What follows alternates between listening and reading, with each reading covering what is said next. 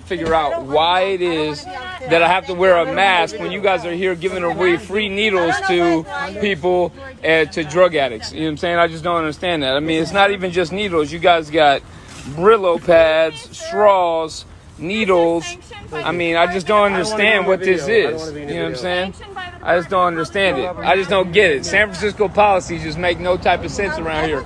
You guys give people the ability to basically poison themselves, but you want me to wear a fucking mask outdoors.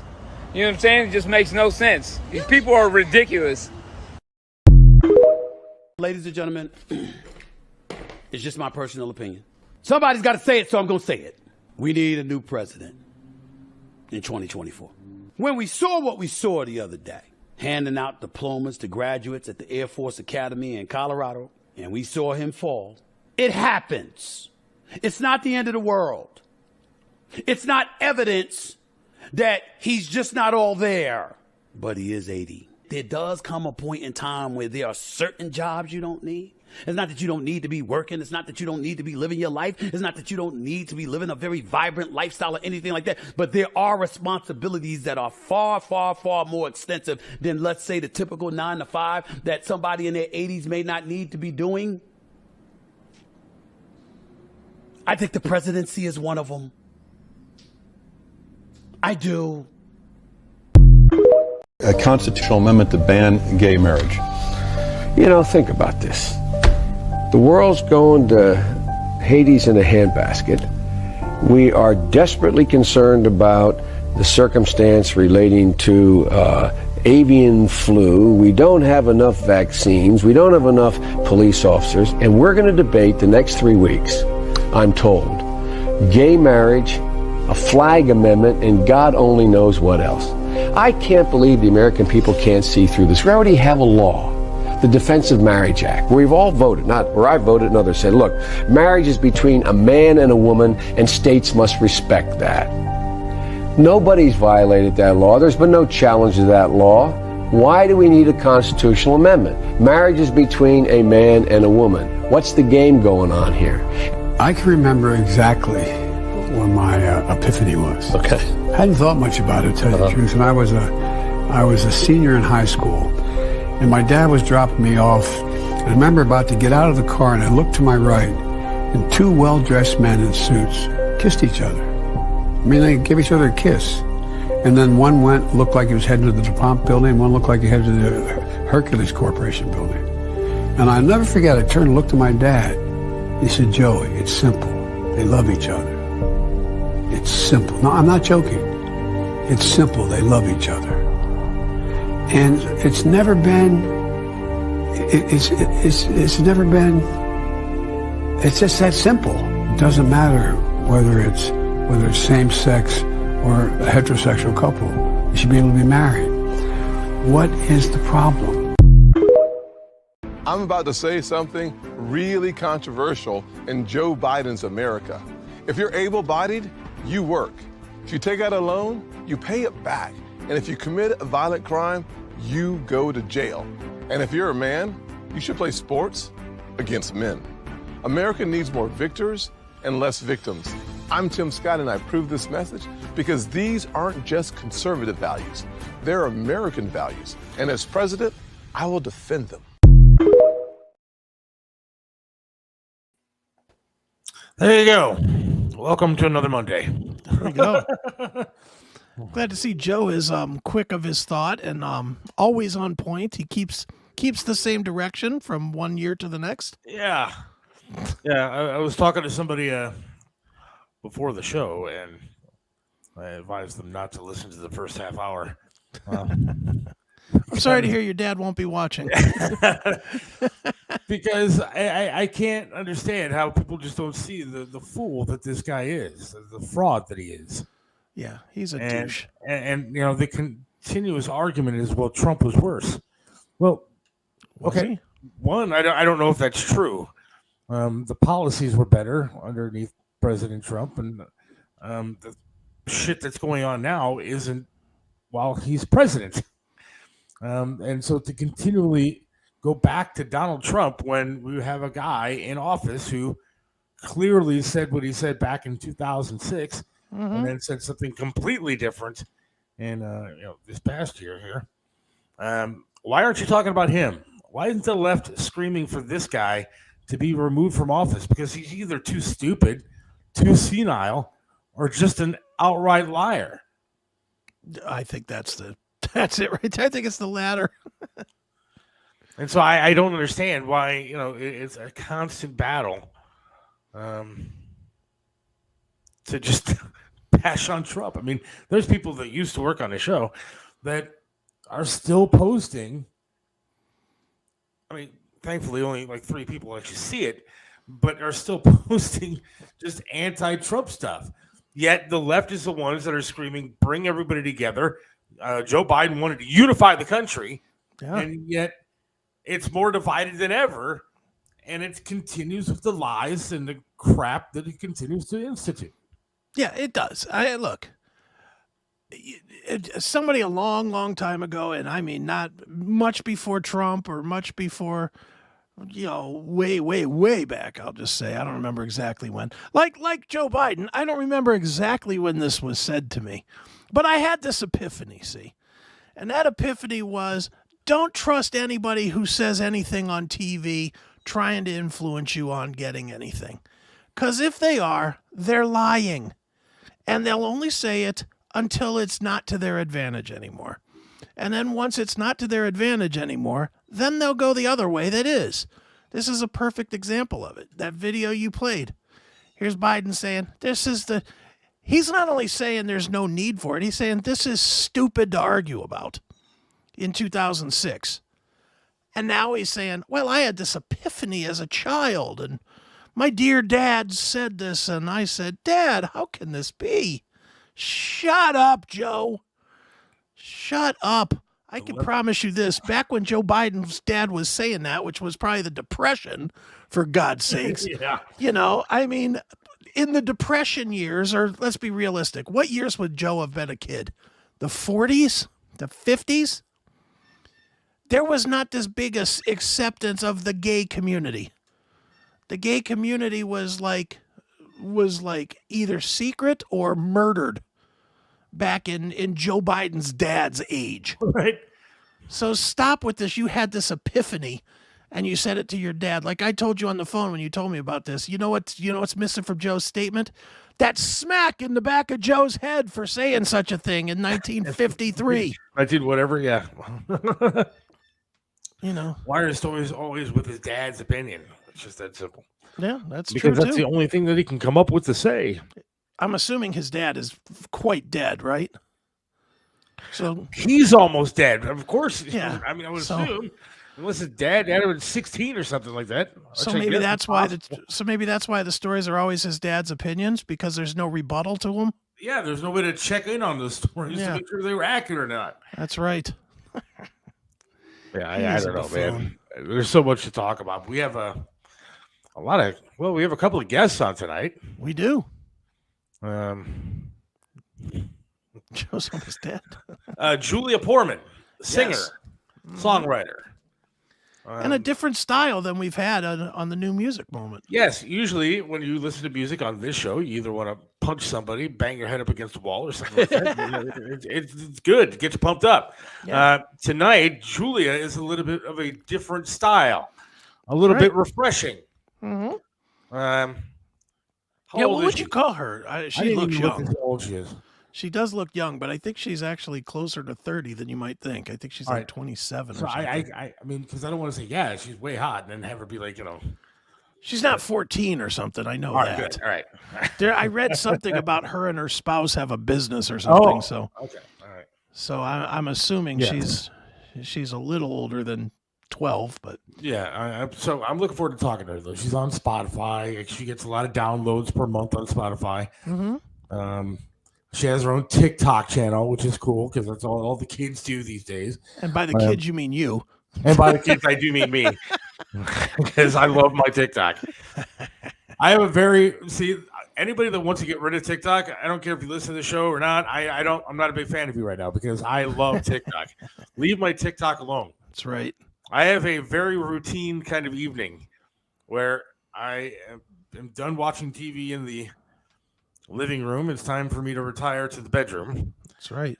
And of course, if you don't know, I'm missing the right leg, so I have to wheel myself into the bedroom because I got no right leg on, and it's time to get into bed. And then I have a little while before I'm going to be ready to actually fall asleep. Sure. And it used to be vodka, and that was the easiest way to do it. And good night. Right. But no, now it's TikTok. Now I literally will sit there scrolling up. Right. Looking at TikTok. Scroll up. Just to see all the TikTok videos until my eyes get heavy and then go to sleep. That's right. Here's Julia Poorman. No. Yeah, she's older than 14. She's good looking. She's good looking. Yeah, she is good looking. There's no doubt about that. I don't know how old she is, but I guess we'll ask her. Well, I don't want to say, hey, welcome to the show. How old are you so I can tell you that you're hot? Yeah. Can I say that you're hot, or is that inappropriate? Or will I get a knock on my door right after the show? Well, her music doesn't seem like that kind of, like she's that kind of person. Maybe your spouse is kind of mean, though. I don't know. Yeah. All it says on the best I could find is age range 25 to 35. Oh, that's good. But So again, says because I at least tried to 25. look, I didn't see like a Wikipedia page or anything like that. Yeah, I don't think she's that established yet. She is truly she is what the new music moment is supposed to be. Somebody that is not yet established. Although she's had music in like The Young and the Restless back in the day. So I saw that. And I don't think that's even a show anymore, is it? I don't know. I was never a big soap guy. Yeah, I mean, I used to watch Days of Our Lives. I did spend Really? I spent a few years watching some days when I was working third shift. I made sure I was up by 1:00 so that I could catch me a little Days of Our Lives. Hell yes. That was when like Lisa Rinna was in her 20s and was like totally smoking hot. She played Billy on that show. Yeah, see, I can say I honestly have never seen one episode of any soap opera ever. Oh, dude, soap operas, I mean, all they are, and I've never understood why they're this way, they're low-budget versions of late-night TV, of evening TV. And like Days of Our Lives back in the day was absolutely that. You had like the spy guy, Stefano DiMera, that was always out creating havoc and robbing people and, flying around the world to commit crimes and all this stuff and kidnapping people and, and then you had like the crazy conspiracy stuff. You had this girl, Marlena, that, forgot who she was for 3 years and built a whole new life around her.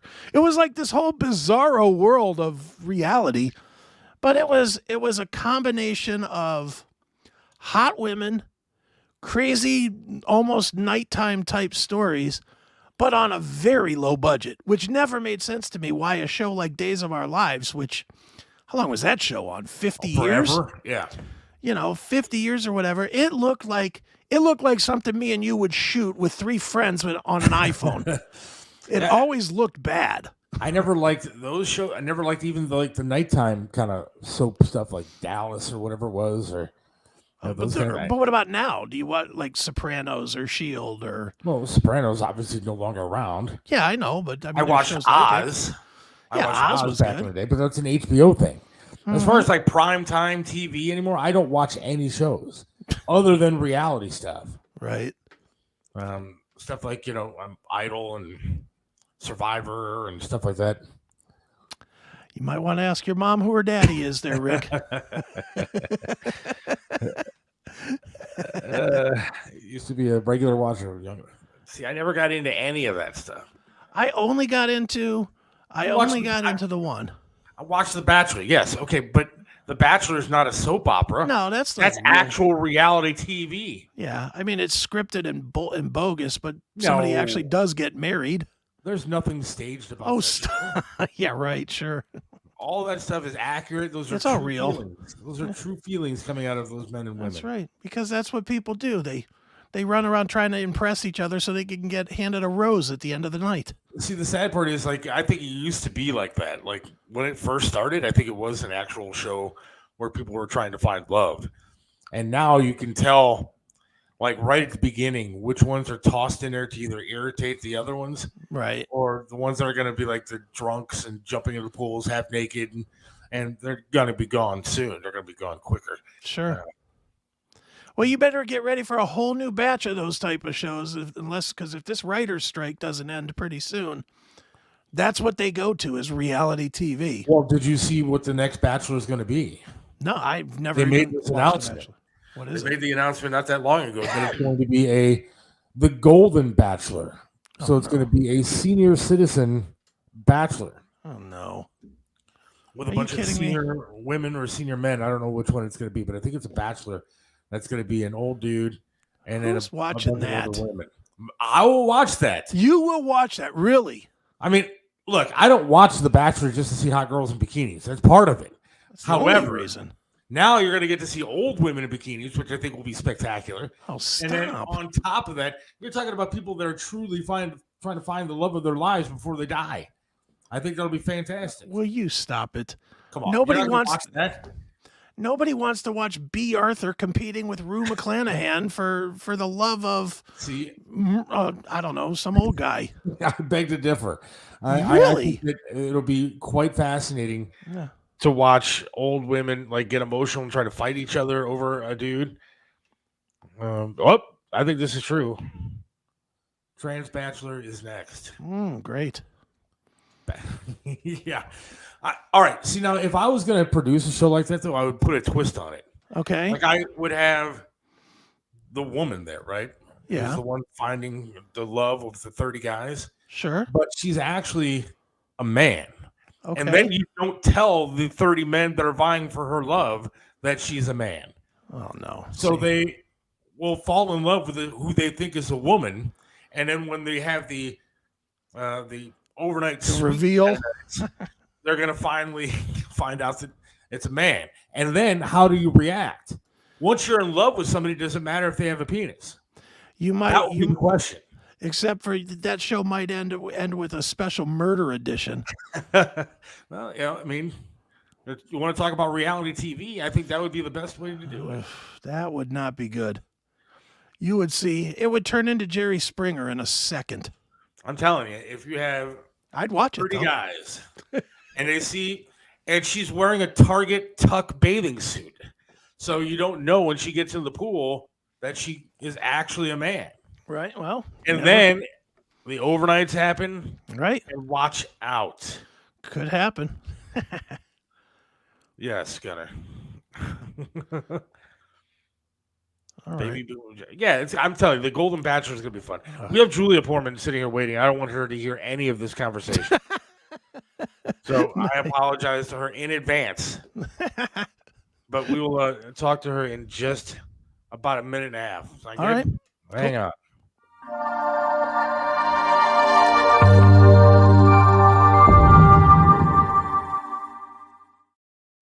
Hey everybody, it's Don Dock, and when I'm feeling nostalgic, I always go to Pinball PA. You gotta go check it out, it's a lot of fun. Stop what you're doing and start making memories at Pinball PA, located at 2284 Broadhead Road, Suite 10B in Aliquippa, Pennsylvania.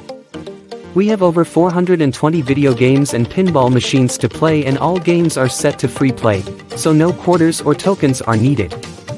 Pinball PA is open 6 days a week, and is the best and most affordable entertainment spot in all of Western Pennsylvania. Check out our website at www.pinballpa.com for more details. Come visit Pinball PA today. Initials up.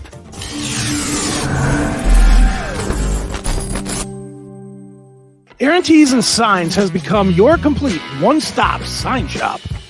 Call Jimmy at 216-299-9344. Their friendly and professional staff can and will help you build your company brand and identity from start to finish. One stop means you get a complete package from one location. Custom logo design, vehicle graphics, banners, t-shirts, storefront marquees, and so much more. Aaron Tees and Signs, 4883 Turney Road. Call us at 216-299-9344. How could a man be so cruel? When she wait for the payday to put a temporary smile on her face, but only God knows the shadows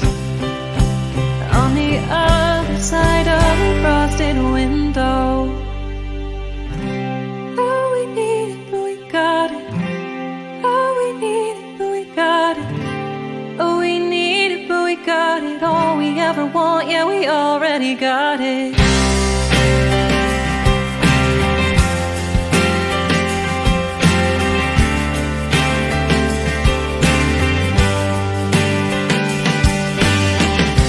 Sitting in a dark room, admiring a stranger on the phone. If only And let's welcome Julia Poorman to the show. Welcome. Hello. Thank you guys for having me. Thank you for joining us tonight. Where are you? It looks very nice where you're at. I'm actually at my day job. This is like our little foyer area. So we have some plants and some windows. So yeah. You have a day job. Come on, man. Your music is taking off. People are listening to you all over Spotify and everything else. You need to quit that day job, start working on music alone. I would love to be able to do that from your lips to God's ears. I mean, if I can, sustain myself in that way, that would be the goal. Sure. Well, Julia, since probably most of our audience is not aware of you yet, let's make them aware. Why don't we start out with just kind of give us a brief history of you and your music and, how we've gotten to this point today. For sure. So I have been singing and writing songs for a long time, since I was a little kid, and then I started taking it seriously around middle school area. And then in high school, I started recording, I went to New York City, recorded an EP, got together with somebody that really helped me formulate my songwriting, really kind of helped me workshop my tracks and produce them, and started, playing locally and whatnot. And I put music kind of on the back burner for probably about 7 to 8 years. I really started taking my fiance and I run another company, and that's what I'm here doing today. And so I kind of wanted to focus more on my career for a little while, and then in 2021, I had, a major life event happened. And I just really needed to kind of dive back into music in order to heal from that. And I just have not been able to stop writing ever since. And I kind of figured it's now or never if I'm really going to try to pursue this. So here I am now. Right on. Well, I in a similar but quite different realm, I write books, and I write books about my own personal life. Okay. And I could tell you it is very frightening, release day anyway. Release day, when you put it out there and you're telling people an awful lot of stuff that 99% of the world would not share, it is absolutely frightening. And then for a little while, when you start getting the responses back, you start getting I felt this for me, it's when I read this. I'm sure you get the same exact thing when they hear your songs and say, oh, well, this reminded me of whatever the event would be. Mm-hmm. For you, I guess a two-part question. How do you justify sharing that much of your vulnerable side? And B, are you comfortable doing it?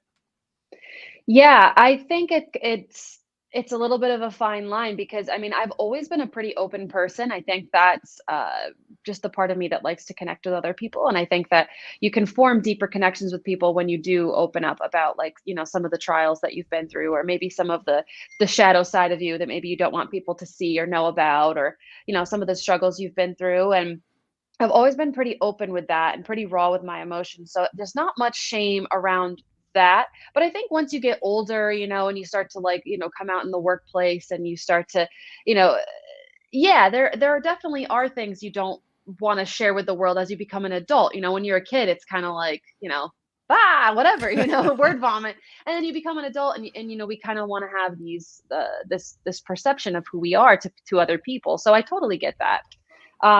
We're very brave to bare our souls like that, right? Yeah, exactly. But I don't think that songwriters or artists or writers in general should hold back. I think, like I said, I think that's vulnerability is what brings us closer together. And it's been really cool to hear other people's experiences with my songs. I write it from one perspective, from having one experience, and somebody else applies that to their own experience, and it means something maybe very similar or maybe very different from how I intended, or how, from the perspective I wrote it from.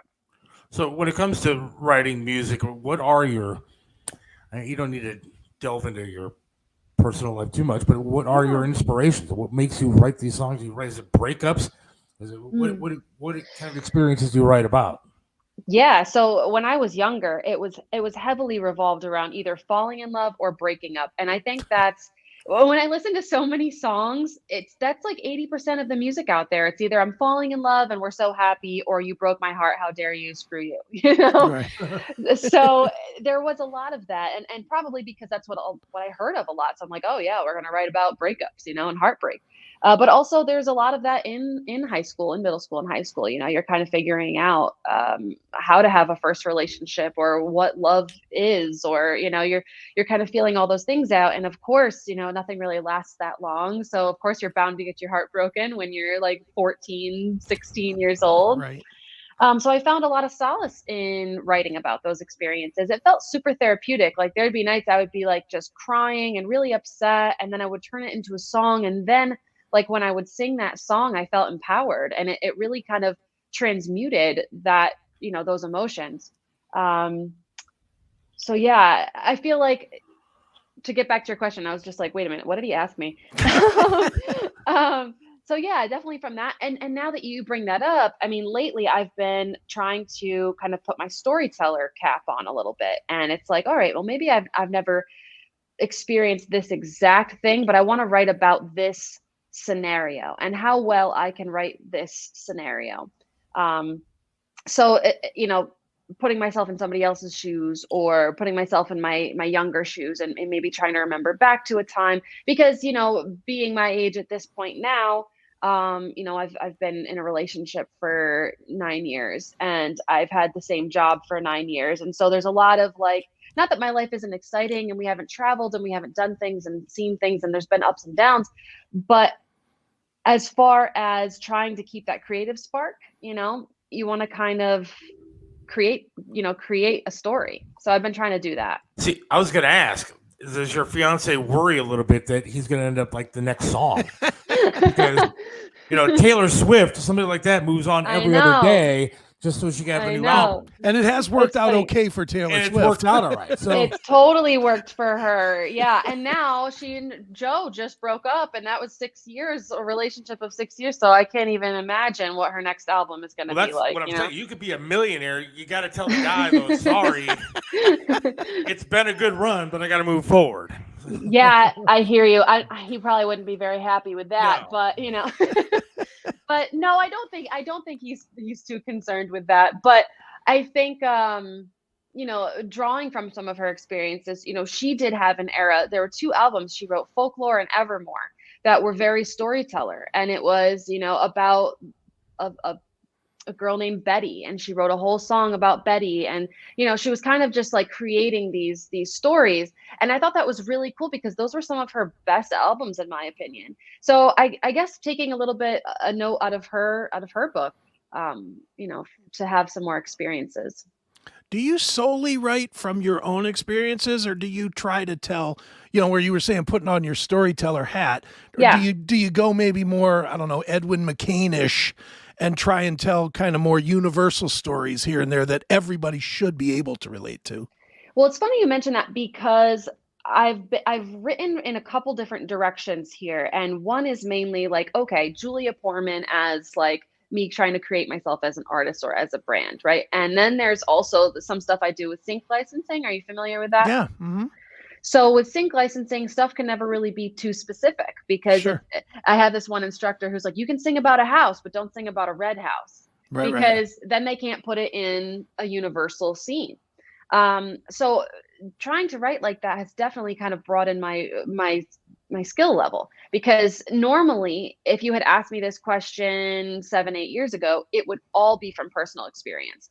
Pretty much everything I wrote was either, like I said, like a breakup or a loss of somebody, or, you know, written about a friend, or, you know, that kind of stuff. And then trying to put that cap on of like, okay, let me try to write something really broad is actually very difficult. Sure. I have found that to be very difficult, because you really, as a writer, you want to get specific, because it's in those specific moments where you hear how well something is crafted lyrically, that you're like, whoa, that is so genius. But if you're just singing about like the trees blowing in the wind, and like, it's definitely more of a task, because my mind wants to be like, how well can we say this? How cleverly can we say this?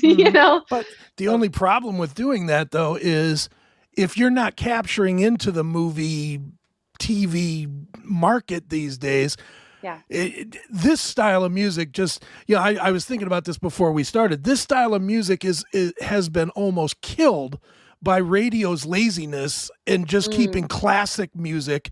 They don't bring new artists like yourself into the mix. They just go find a ballad from, I don't know, anybody, from Guns N' Roses, from Tina Turner, from whoever, and recycle it, instead of bringing up new talent. But movies still seems to be the place where a lot of new talent can get found. For you, when you see that, is that disheartening, or would you be just fine if 50 movies bought Julia Poorman music? I would be just fine with that. I mean, as long as people can like Shazam it and figure out that it's me. So that's the only thing is, and maybe not. If the money was there and I was like having fun doing it, and I was able to still hone my skills and practice my craft, and it was able to provide me with some stability, I think I would be totally fine with nobody even knowing who I was. But there's this other part of me that's like, no, you have to be the star, and you have, like, I don't want to give up on it yet. But yeah, I think you make a really great point, because there's definitely a lot of times I'll watch like new HBO series or movies or documentaries, and I'll find really cool artists and really cool songs in that way. Yeah, I do the same thing. I literally sit with my phone, and every time music comes on, I'm popping Shazam up just to see who it is, and then I'm going to Spotify. And sometimes it's, and again, this is the weird thing about today media versus like 20-year-old media. 20, 30 years ago, you would buy a soundtrack and it had this list, and you would discover bands. Today, it's such a weird thing. You'll hear an iconic song, like the Sopranos theme, which I know that's older, but who does it? Do you know? No. It's one of the most iconic songs of all time. Yeah. And nobody knows who did it. And that's disheartening. Yeah. For a creative person like yourself. If you had a song that was known by 100 million people like that song, and nobody could say, hey, that's who, I don't even know who it is. I was just throwing it out there. Right. But how disheartening is that? No, he's like, I'm sure he's financially happy, but there's a part of you that wonders if he wouldn't rather be out there, rivaling Taylor Swift on that tour, playing stadiums. Right. Yeah, no, you make a very good point. I think, it's a fine line by like being fulfilled with the craft itself, or because, I have this one producer who is always like, comparing the amount of money I would make from streams. Like I have one song that has over 100,000 streams, and he's like, okay, so that's X amount of dollars. It's not a lot. And then he'll be like, now for the same, for 10 plays on this one TV show, you're making like twice that. You know what I mean? So he's like 100,000 streams versus 10 streams. Right. And it's like, well, from that perspective, sure. And nobody knows on those TV shows who I am. So I've had a couple songs on The Young and the Restless. So that's really my only success so far with sync music. But at the end, it's not like, oh, Julia Poorman wrote this song or anything like that. So I think you really do have to weigh kind of what is more important to you, or what you value more. And I think it's just cool for me personally to dip my toe in a little bit of both, because it's cool to watch TV and not that I watch The Young and the Restless in general, but when my songs were on, I would definitely, I was Huluing it and listening to myself on TV, and I thought that was cool. But yeah, you kind of have to, you have to see where you feel most fulfilled. Right. And it really comes into that place of what do you want out of your career? Because I can just tell you, I have two friends that are both in the Songwriting Hall of Fame, and they've written huge songs for huge players. And I'll tell you their names, and you're going to say, yeah, I don't know either. Gary Burr and Georgia Middleman. And nobody knows them. No. And they've written like, I know Gary wrote Love's Been a Little Bit Hard on Me for Juice Newton a zillion years ago.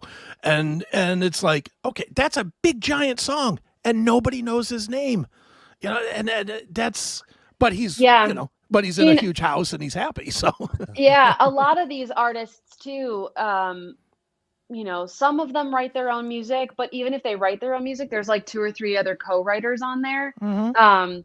So it's interesting because a lot of the people that are the faces of the music are not typically the writers of the music. And, you know, I think about that sometimes too, like whatever, just want to write tracks for other artists. And maybe I would get to that point too.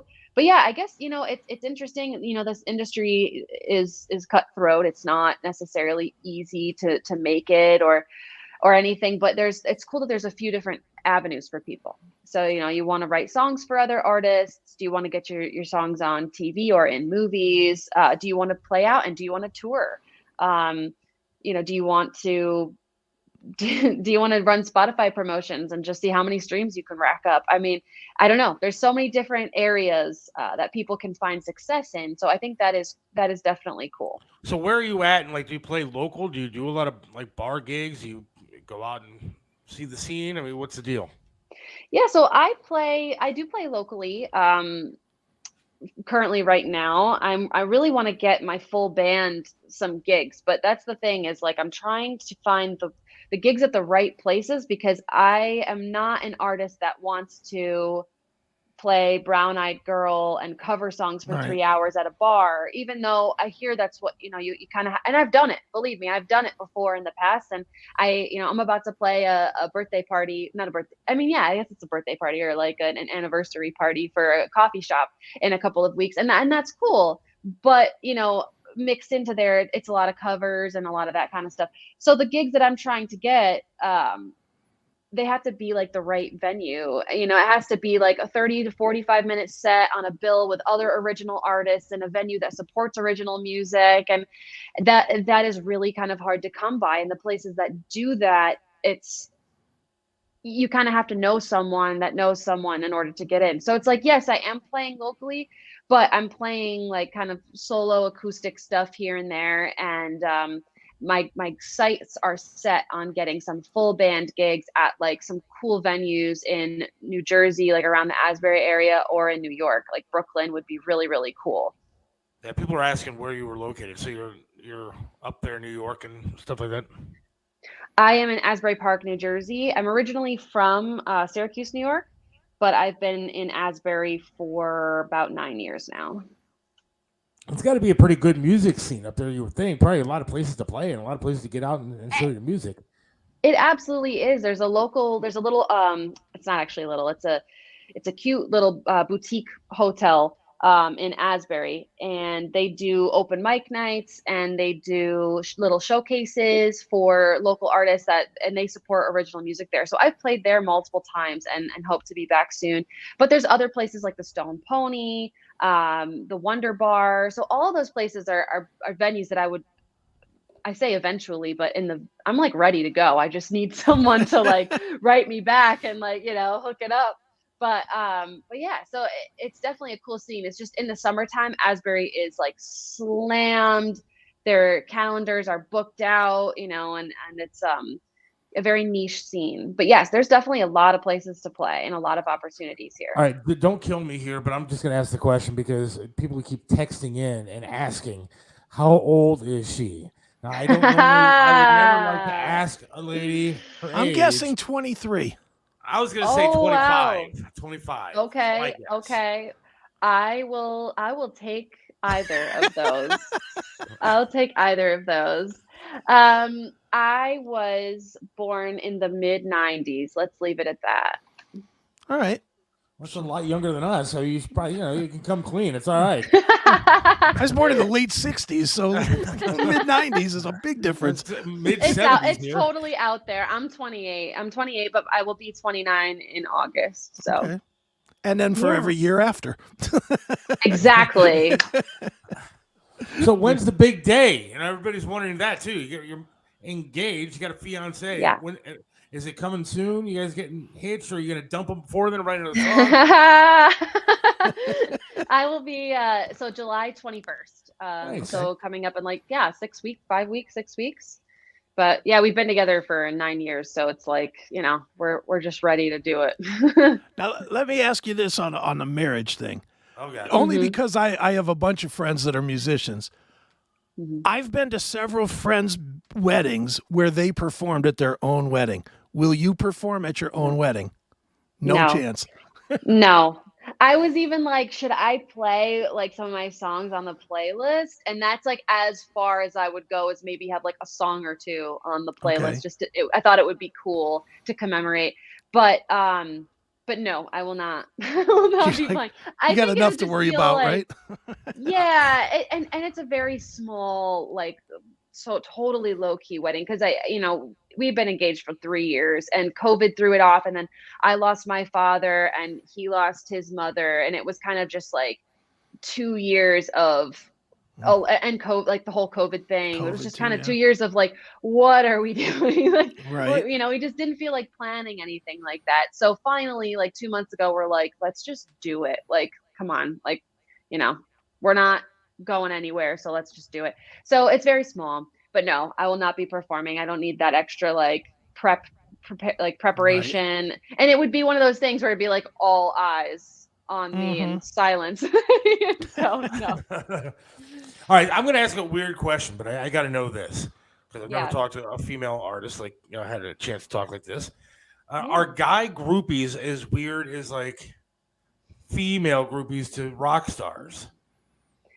Are they coming up to you and hitting on you, and your poor fiancé is sitting right there watching everything? I haven't had too much of that experience yet, to be honest. A lot of the stuff I've done is very small, but I will say, like, people on the internet is more like, that's where a lot of weird stuff happens. Yeah. So yeah, I had like this one guy over FaceTime Messenger, and so he first wrote me saying like, "Hi, Julia." And I looked on his page, and he worked at a record label or something. So I thought it was just somebody inquiring. So of course I wrote back. And then after that, he was like saying his name and my name sounded good together. And I was just oh, no, that's where, where I'm good. So I stopped replying. And then like 2 weeks ago, because I just kind of out of sight, out of mind, stopped replying. 2 weeks ago, he's like FaceTime message calling me. And I'm like walking down to the beach, and it's just on repeat calling me. I was like, all right, this is where you get blocked. So like, there's definitely been some internet stuff, but not so much in person. Wow. So what are your plans going forward as far as music? Are you going to keep doing Spotify? You got another album coming out, or? Yeah, so definitely I'm going to keep the Spotify releases up for sure. I have plans of potentially putting out a full-length album with some of the singles that I've already done, plus some other music. I think the thing is just like, everybody wants new stuff continuously, right? So it's like just trying to keep up with that demand. Yeah, everyone's like, no, we need more Julia music. But, I like to think that. But no, I think it is just important for like, the algorithm and all that stuff. People always want, new stuff. So they do, but and I'm the biggest hater of this. I'm an album person. Maybe it's because I'm old. It probably is. But I just feel like right now you're working View of You is the current single. Which great song, by the way. We're going to play a little bit of it before we finish. But I think that when you do singles, they get lost. If somebody doesn't catch it that first day, if they miss it the first day and it doesn't get added to the right playlists or the right people share it or whatever, it's gone. And people look like, I'm as guilty as anybody of it. I'll look at Spotify, and if I see 2022, it's like, nah. That's really. I'm like, that's old. I want new. I'm as guilty as everybody. Well, there you go. Yeah. But at the same time, if it's one song, let's just say I didn't like View of You. If I heard that song and I don't know you, I'm gone forever. And that's so not fair when you look at older bands. You look at a Journey or a Foreigner or whatever. They had a few clunker 30, 40 songs that didn't hit before they hit. Right. And it's like, wow, you get one shot now and it's gone. It just seems like we're losing a lot of quality music and musicians because of the singles mentality that Spotify pushes. Yeah, for sure. Definitely. I agree with that. I had an interview last week and we were talking about how like songs and music has just become really watered down. Not for everybody. Of course you can't like paint with a fat brush or whatever they say. Broad brush. Yeah, exactly. So it's like, not everybody, but there's definitely a lot out there. I think people just feel the pressure to release. And luckily, in my case, it was actually, I'm prepared for this because it's not like when I put out Already Got It months ago that was my first song that I had ever written. Like I have so much material because I've been writing for so long. And I even have an old EP that there's some tracks on there that I might want to release as new tracks, because I did put them on Spotify, but I quickly took them down when I started like re-releasing or, reintroducing myself into music. So I have a lot of material, which is great, but I feel like, so the quality there isn't like rushed, but there are definitely a lot of artists that they're just beginning, that they feel that pressure, that crunch to produce. Well, the best way anymore to get stuff out there is going on TikTok and putting up a minute-long clip on there. I mean, I wasn't creeping, but I was looking at your TikTok channel before the show, and I mean, that's the best way to get your personality out there anymore is this social media stuff. But it's crazy because it's a one-shot deal. I mean, if you don't catch somebody in that 1 minute clip, they're not going to follow you, and then on to the next. Yeah. And what's crazy about TikTok is you don't know what video could have hundreds of thousands of eyes on it. Like I've made so much content about like my music or just like inspirational stuff about like, you can do it kind of messages. And the one that got like 500,000 views is one of me making fun of myself putting in one of those light bulbs that's like light sensitive. And I didn't know that it was, and I put it in a lamp. And I just happened to use a song I just picked this song because I liked it. I heard it one time, I picked it, and it just happened to be blowing up at the time. Right. And after I made that video, that song was like every 2 scrolls. It was just like that last night we let the liquor talk. You couldn't scroll through TikTok and not hear that song. So this was another one of those. And it was just like me, like laughing at me moving my arm and the light turning on, and that got like 400 and something thousand streams, but it had nothing to do with my music. So I was like, crazy. Of course. But TikTok is very strange, but it's like a necessity right now. Well, tell everybody where they can find your music. Yeah, you can find my music on Spotify, on Apple, on Deezer. You just have to look me up. My first name is Julia. My last name is Poorman, spelled like poor man. And you can find me on Instagram at Julia_Poorman. You can find me on TikTok at Julia_Poorman. YouTube, my name. Well, just so you know, I did follow you. But I'm not some weird dude. I was just checking out everything for the show. Awesome. No, thank you. I'm gonna start liking all your 100 videos that you have on there. If you get a weird FaceTime that says Seth on it, you'll know. Yeah. Oh my God. Just I apologize for the calls earlier. Okay? Well, thank you for coming on tonight. We appreciate it. Oh, of course, you guys. Thank you so much for having me. You were really Good luck fun. to you. Good luck to you. And Thank hopefully you. we'll have you on again. Talk about when you're the next Taylor Swift playing the stadium here. So, oh my God. Yeah. Thank you. I appreciate it.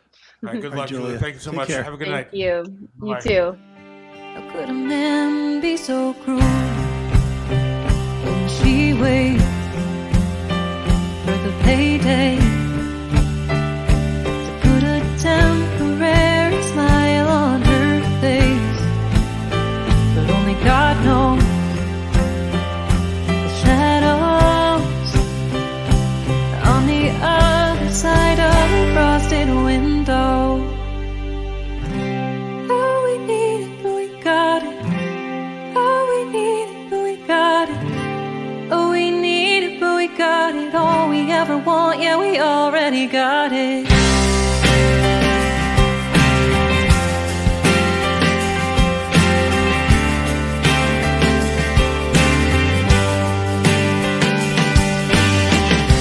Sitting in a dark room, admiring a stranger on the phone. What separates Triv's restaurant in Strongsville from everybody else?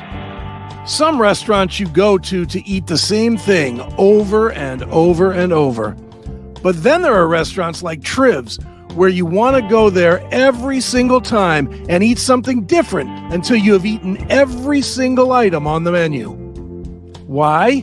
Because the food's delicious, and it has been for almost a quarter of a century. Triv's has amazing food, outstanding service, and an opportunity for you to have private dining, special events, and intimate occasions. You can enjoy a memorable fine dining experience in your own dedicated, intimate space. Visit Triv's in the heart of Strongsville. Call now for reservations, 440-238-8830. Triv's in Strongsville. Joe Burdick custom flags are amazing. Each flag is handcrafted to reflect the imperfect perfection, making each piece of patriotic wall art unique.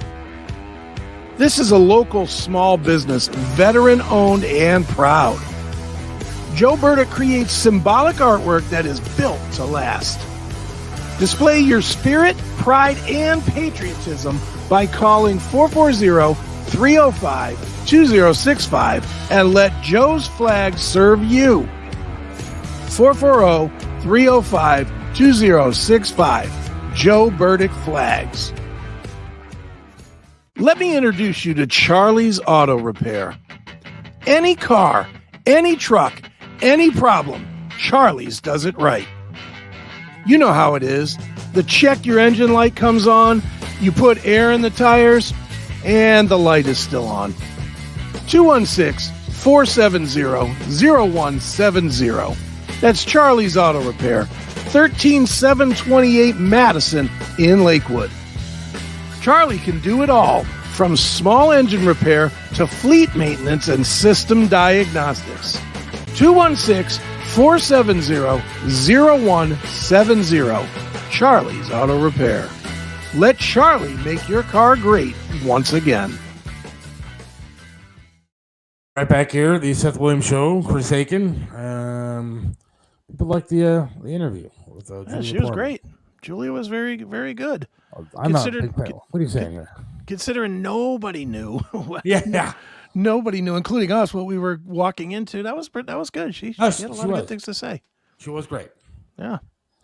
We do have our next guest on the line. We do. Michael Franzese. That's right. Now be careful what you say here, Seth. I'm going to be.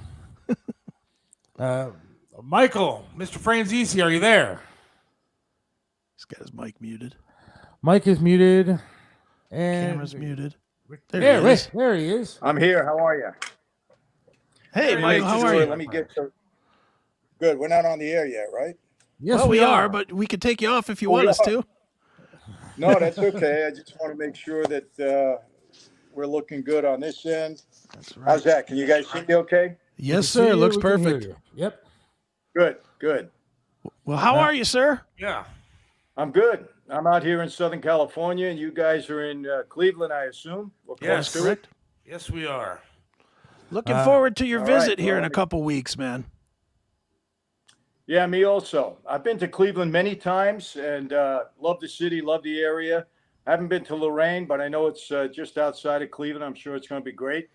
We're looking forward to it. June 24th. Saturday, June 24th at Lorain Palace Theatre. Tickets are still available. You're going to be talking all the mob stuff, which I know is Cleveland has a big history of mafia and mob related things. I used to work for a guy, Mike Trevisano, and he always wanted to do a mob podcast because he thought it was the most interesting stuff known to man. He was big into Danny Green. He was big into all the stuff going on here in Cleveland, and he'd be honored that I was able to talk to you today. And so I really do appreciate you coming on. Oh, no problem. Thanks for having me. And, back in the day, in the 70s, my dad was in prison in Leavenworth Penitentiary.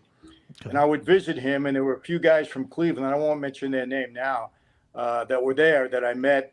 Nice guys. We met in the visiting room. And on 2 occasions, I had to bring a message back to some of the people in Cleveland. So I did that for them, and was always received very well there. And of course, I knew what was going on, through that whole Danny Green situation. I think there were more car bombings in that area than anywhere else in the country, for sure. So it's got a rich history. Cleveland, they were legit, back in the day. Michael, when you think back to that time, how intertwined was the knowledge of what everybody else was doing? I mean, you obviously were in the Columbo family, so you knew what was going on there. But how much did you know about what was going on with the other families, or in Kansas City, here in Cleveland, with the other outfits that were going on? Well, New York was really the stronghold because we had the most members. We had 5 families back there. So a lot of what was going on in the country was reported back to New York. And of course, you had the commission, and people on the commission, would all get together. So, I heard a lot only because I was pretty close to my boss at that time. I was a capo regime. And, so we knew what was going on, maybe not intimately, certainly not the day-to-day goings on, but we knew the status of things as they occurred in each city. Did you know more or less than other people because you were an earner yourself? I mean, your primary claim to fame, for people that don't know, was that you made billions of dollars yourself for the mob. So would you pay attention to what other people were doing, or were you so consumed by what you were doing to generate income that you really didn't focus so much on, the Danny Greens of the world?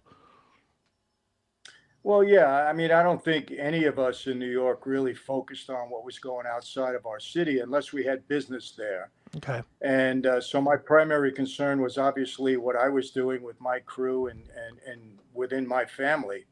But you hear things because, it's one big organization, different families, but we all live by the same code, the same set of rules.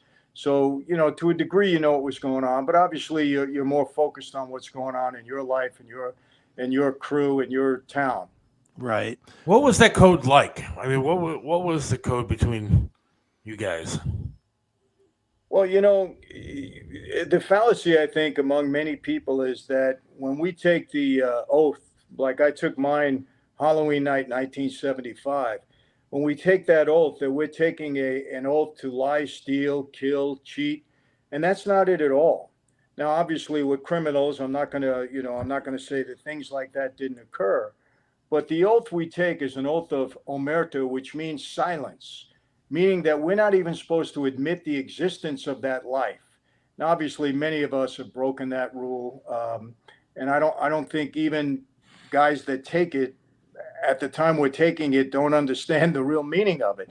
They were not even supposed to admit it exists.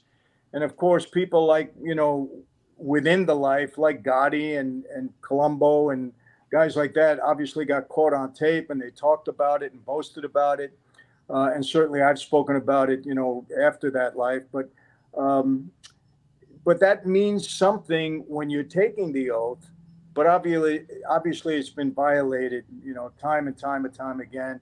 And I think that's a leading contributor to the decline in that life across the country. Right. Now, well, how great was that life, though? I mean, you guys ran things. You guys, to me, I know movies and stuff like that glorify it, but to me, it seems like kind of a cool kind of an existence. But was it or not? Well, you need to understand something. For nearly 100 years, the mafia in this country had tremendous control and tremendous authority.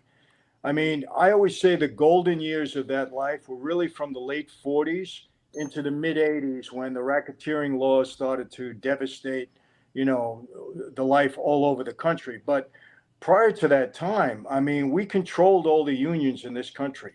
We controlled the Teamsters Union, 2.5 million members, multi-billion-dollar pension funds.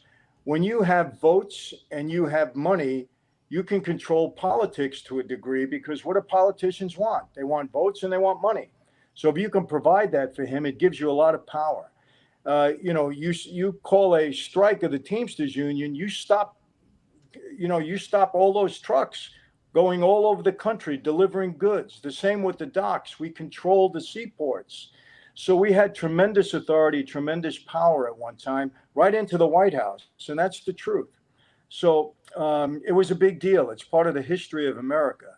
Now, in saying that, I'm not trying to glorify the life, because I had a pretty good run, but there's also a difficult side to that life, obviously. I mean, there's a lot of treachery. I always say it's an evil lifestyle. And I want to be clear, I'm not calling the guys evil. I was part of that at one time. I just happened to be very fortunate to be out of it. But the reason I call it evil is because I don't know of any family, of any member of that life that hasn't been totally devastated, including my own, not my wife and kids, but my own family, devastated. And any lifestyle that, contributes to a family's devastation is not a good lifestyle. So, and I've been very clear in indicating that over the years. But while I was there, hey, can I complain? I mean, we were bringing in $8-10 million a week in my gasoline tax operation. I had, 300 guys under me. I had my own jet plane, my own helicopter. I had houses in LA, Florida, and New York City. So I had a good run. But at the same time, I had 18 arrests. I had 7 indictments, including 2 federal racketeering cases. I went to trial 5 times. I ended up doing 8 years in prison, paying a $15 million restitution and $5 million in forfeiture of my assets. So, you take the good with the bad. Yeah, right. Yes. The sad part is, you mentioned the government. The government has almost pushed the mafia out and became the mafia themselves. I mean, that's what the government today seems to be like. And in my opinion, anyways, is that any truth to that? Well, listen, to take it a step further, I recently wrote a book called A Mafia Democracy. And because I can see the way they're operating very Machiavellian, just like we did on the street. I have never, ever seen, look, I always knew that there was corruption in the FBI and that people got framed. I experienced certain things. I have never seen the level of corruption in our political system as I'm seeing now. I'm very frightened for the direction this country is, not for me, not for me. I mean, I'm 72 years old, but I have 7 children. I have 6 grandchildren. I think the future of this country is really in jeopardy with current leadership and the direction that it's going in. The FBI is being weaponized to go after political opponents. Right. We see nothing but lies out of the White House, and I'm not going Republican or Democrat. I mean, my book is non-biased. It's right down the line. It's the system that we're seeing that's been created. That's very frightening, to be quite honest with you. Very frightening. When you look at today, Michael, and I'm gonna say this, it's gonna sound weird, and tell me that it's just stupid. I know you're not advocating in any way for the mafia lifestyle to come back, but would it not be better if there was just a little bit of it? And what I mean by a little bit of it specifically is, like, as one example, the way the streets were run. There was respect. There was respect for the elders. You didn't disrespect your elders. You didn't disrespect certain people in the neighborhood. You treated your neighborhood well, where now it just seems like there's no respect for anything, not laws, not people, not anything right now, which I think is a major cause of the chaos outside of the political realm. Just day-to-day city life could use a little busting heads to straighten things up, no? Let me tell you something. It's like the Wild West out there. In our neighborhoods, there was no crime. No crime. Why do people in the neighborhood love John Gotti? Because John protected the neighborhood. Same thing in our neighborhood in Greenpoint, where I grew up in Brooklyn. In all of our neighborhoods, we didn't tolerate people abusing people within our communities and our neighborhoods. And what's going on now, we wouldn't have tolerated that anyway. I mean, anyhow, you're not going to come into our neighborhood and go into our supermarket and steal $900 worth of goods and walk out of the store. We wouldn't allow that. We wouldn't allow that. That's petty nonsense. That's going on in California in a big way. Something so insane.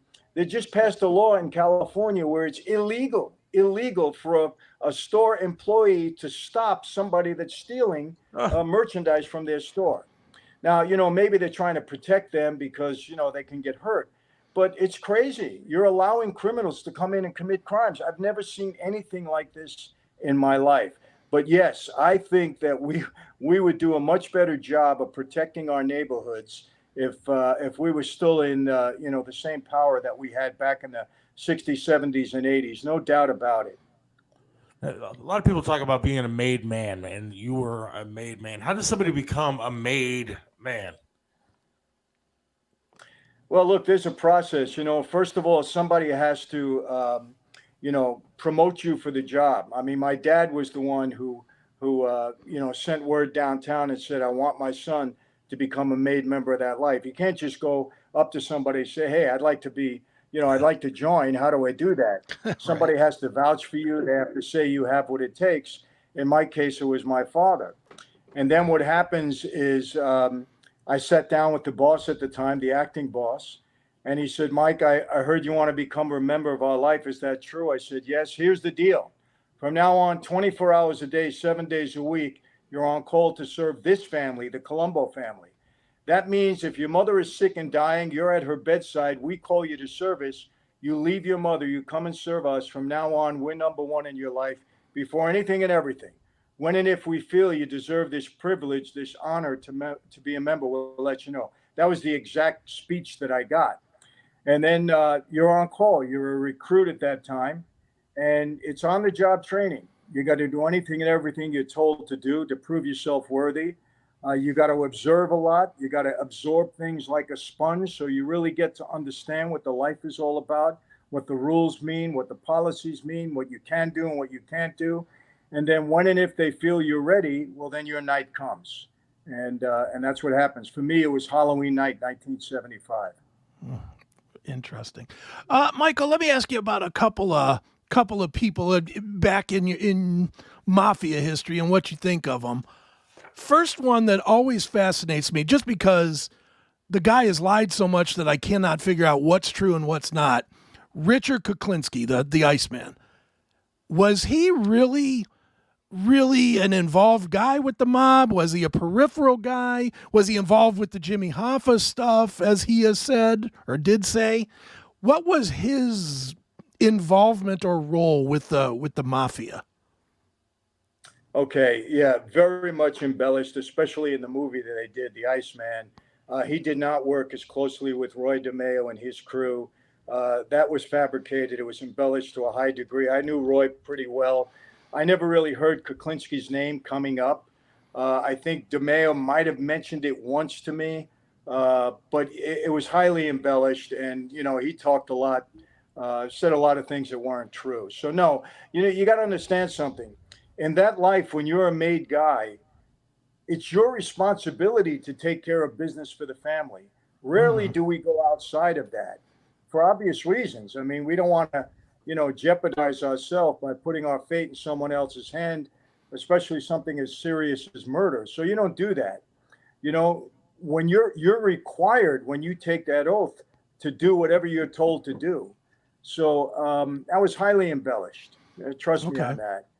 All right. And the other one I wanted to ask you about, and I read this somewhere. I read that you met Don King at one point through an introduction from Al Sharpton. What kind of ties did Al Sharpton have to the mob? Well, Al Sharpton's ties to the mob were really me and another guy by name, Danny Pagano, who was another guy in New York. And, Al Sharpton, quite honestly, he was a gun for hire back then. He would bring us clients from music industry that we had. I had connections with Spring Records, who was a company at that time. I also had somebody I was close with, Norby Walters, that represented a lot of the major black acts at the time. And we would pay Al Sharpton to bring people to us. I also used Al Sharpton, was myself and another gentleman. We used him when we were trying to unionize for bartenders and waitresses and the security guards in Atlantic City. We were trying to unionize the hotels. So we used Sharpton to bring people to work on the picket lines for us. He was a gun for hire. That's basically what he was. And he didn't really make the introduction to Don King for me. I just used him as an intermediary at the time. Okay. Because there was a big undercover investigation on myself and Don, and he and I were both the targets of that investigation. What was prison? Fortunately. What was prison like? You went to prison, I think, in '86, and then you got out in '94, I believe, something like that. Well, what was that like after living that kind of lifestyle and then being locked up? What was that like? Well, listen, I mean, I had visited my father just about all my life, so it wasn't that I was a stranger to prison, and I certainly was arrested several times, spent, a few nights there on and off. Look, it's like anything else. You got to make your way in there. It's not pleasant when anybody takes your freedom away. The worst part for me is I did 29 months and 7 days in solitary confinement, 6x8 cell, 24/7. That was rough. I'm going to be honest with you. I learned through that experience, we weren't meant to be kept in isolation. It's a rough deal. A lot of guys, when those lights went out at night, they didn't do well. A lot of moaning, groaning. I saw a lot of bad stuff happen during that time with guys that just couldn't handle it. So that was a rough time, 29 months especially. That's a long time to be left in solitary. But I got through it, and I'm okay. I mean, but would I want to repeat it? Absolutely not. Your freedom is very, very precious, people. Let me tell you, it's really precious. So was it in prison that you became like kind of a born-again Christian, found faith? Yeah, I mean, yes. I mean, my wife, was Christian. My mother-in-law was. I mean, she was young when I met her. My wife was only 20, but she was a devout Christian, as was my mother-in-law. But was really when I was in solitary that I did my research, guys. To me, I didn't get struck with a lightning bolt and nobody spoke to me out of heaven, and I didn't get any visions in my sleep. It was really all about me researching different faiths for almost 3 years and coming up with the conclusion that Christianity was really the way to go. And that's how it started for me and how it's resumed over the past 25 years. It's only become stronger. Somebody said Don King ran the numbers in Cleveland in the 70s and 80s. Is that true? Yes. Well, I don't know if he ran the numbers, but I know he ran numbers. Okay. Nice. Yeah. Going back to the prison time, Michael, was your finding of faith what made you decide that you were going to try to leave the mafia, or was there a specific event where, somebody got wronged, somebody got killed, something happened that led you to say, you know what, I've got to get out of this lifestyle, even if it kills me to get out of it? No, let me, it's a good question. I'm glad you brought that up. When I left the life, I wasn't mad at anybody. I didn't want to get even with anybody. I wasn't a guy that said, oh, they did me wrong. Look, when you get involved in that life, you understand what it is. There's a lot of treachery in that life. There is backstabbing. There is envy. It's probably to a greater degree than maybe you see in corporate America. Maybe not, but it's obviously intensified because the consequences could be more severe. So you got to really you got to walk the line. You got the government on one side looking to take you down. You got guys within the family that you got to be careful of. But that's the life. You sign up for that. You get it. You understand it. What really got to me, I met this young girl. She was 20 years old. I fell in love with her. And like I said, I seen what was happening with the racketeering laws. Everybody was going away from hundreds of years, 50 years, 70 years. I was one of the youngest guys out of all of them. And I was a major target. I mean, I beat them 5 times. I knew if I went down once, my life was going to be over. Mm-hmm. They were going to give me 100 years, like they gave the commission guys. So, and then I fall in love with this girl, and I said, am I going to marry her, stay in this life, and she's going to be either a widow or I'm going to go off to prison for the rest of my life? Because there's no way I'm going to escape it. I'm too big a target at this point. It's going to happen. You're going to go down. So my original thought while getting away was really for preservation. I said, let me get out of here while I can. I beat them. Let me take some time in prison. I'll pay them some money.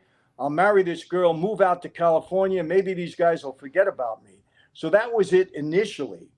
But my faith developed in the whole because it was a very tough time for me. And I just said, let me see if there's reality, because you know what, people, it's good to have a healthy fear of things that are bad for you. So while I'm in the hole, I'm saying, if I'm going to spend the rest of my life here, because the feds were upset with me, I wouldn't cooperate. And they claimed they were going to try to give me more time and bury me. And it was a long thing, too much to go into now. I'll go into it on June 24th more. But I said, you know, if this is it, if there is life after death, I want to see if it's real or if I'm kidding myself.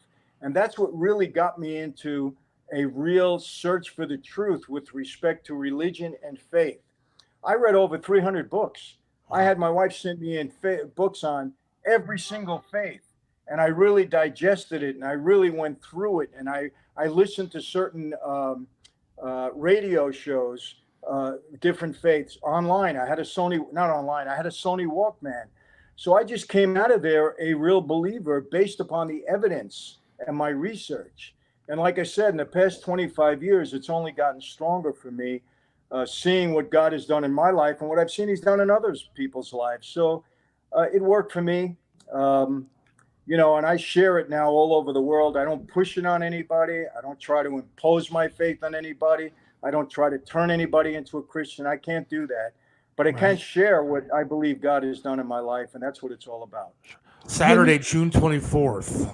You're going to be there 7 p.m. Lorain Palace Theatre. People can get tickets for that. Go ahead, Chris. I was just going to ask, when you made that decision, when you turned your life over to God, when you made the decision that you were going to leave the mafia, what were you scared? I guess is the obvious question. Were you scared, and what were you scared of? Were you scared of, spiritual stuff? Were you scared of the guys that you were turning your back on and the oath that you were turning your back on? What would you have been scared of, if you were scared at all? Well, again, man, I really appreciate the questions you're asking. I mean that. It wasn't fear, because when I was in that life for 20 plus years, you live not in a constant state of fear, but you live in a constant state of awareness that at any time, if you make a mistake, somebody can pounce on you. You know, one of the horrors of that life is you make a mistake, your best friend walks you into a room, you don't walk out again. And I had an experience where I was walked into a room. It made me realize that I could face death because I didn't cut and run. And obviously over my 20 years, I know of people that were walked into a room and didn't walk out again. So, you know, you have that awareness. Now, when I left the life, I said, okay, they're never going to walk me into a room. They're going to have to work to get me. I knew the lifestyle extremely well. So when I moved out to California, I changed my whole lifestyle. I didn't create patterns in my life. I didn't walk my dog every morning at 7. I didn't go to the same restaurant every Tuesday. I stayed out of nightclubs. I was very disciplined in conducting my life so that if somebody was after me, I would be aware of it, or they'd have a tough time. Because it's one thing to walk you in a room in New York. It's another thing to send a hit squad across the country and try to kill somebody and then get away with it. Because especially somebody that's aware of it. Right. So, that's the practical side. So I wasn't afraid, but I was extremely aware. Somebody asked me, I was at an event the other day, and somebody said to me, Michael, when did the fear or the awareness of your surroundings ever go away? And I said, well, maybe that'll happen tomorrow, because it hasn't gone away.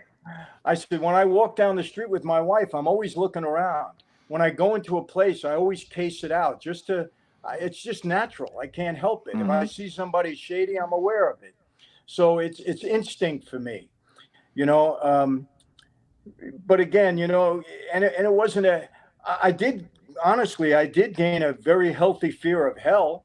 In the Christian Bible, God speaks about hell more than he does about heaven. And I said, if that's a real place, I'm in here 29 months and 7 days. If this was what hell is like, but a million times worse, I don't want any part of it.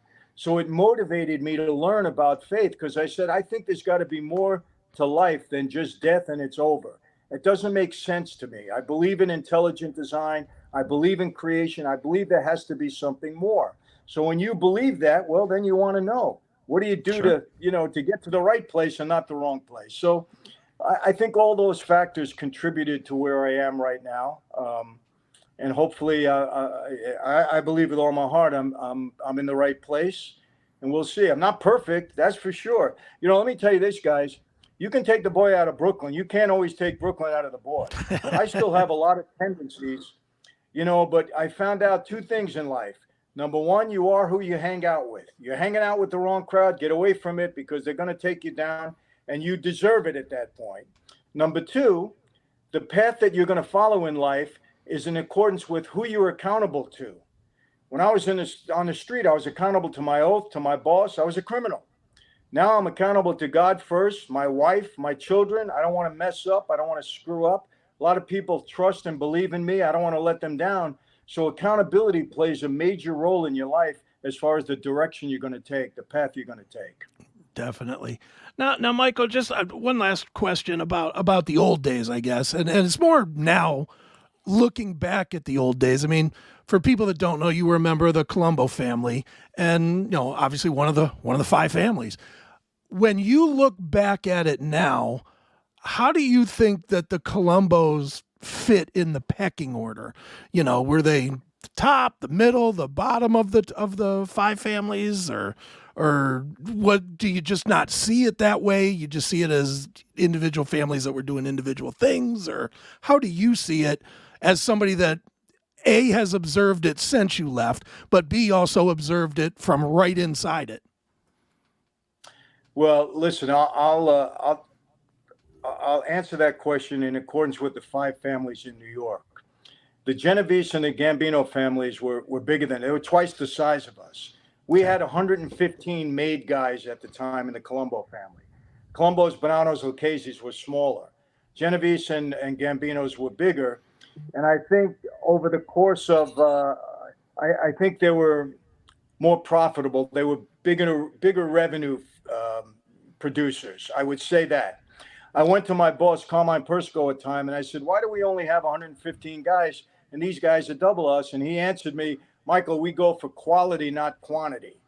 I didn't quite get that either, but, you know, that was his response to that. But, you know, the unfortunate thing is our family was at war quite a bit. We had 3 major wars in our family throughout my lifetime. The other families didn't really experience that. So we were devastated in that regard. But I will say this, you know, when I got into the gas business and we were producing $8, $9, $10 million a week, that was a big uplift to the family at that time. But I guess in the pecking order, we would be middle of the pack. We would be, you know, Bonanos, Lucchese's and us, and then Gambino and Genovese would have been on top of us as far as numbers, and I think revenue producers also. Was your time, your specific time, when you were hitting the hardest with the gas thing, when it was making the most money it was making, was that the most money any family in the mob ever made? You know, I think they have said, and I've my own analysis of this, because I was a pretty active guy. I was around a lot of the families because when you're making that kind of money, you make a lot of friends, right? Sure. And I don't know really since the days of Prohibition that we were making that kind of money. I mean, we were bringing in $8, $10 million a week. It's a lot of money.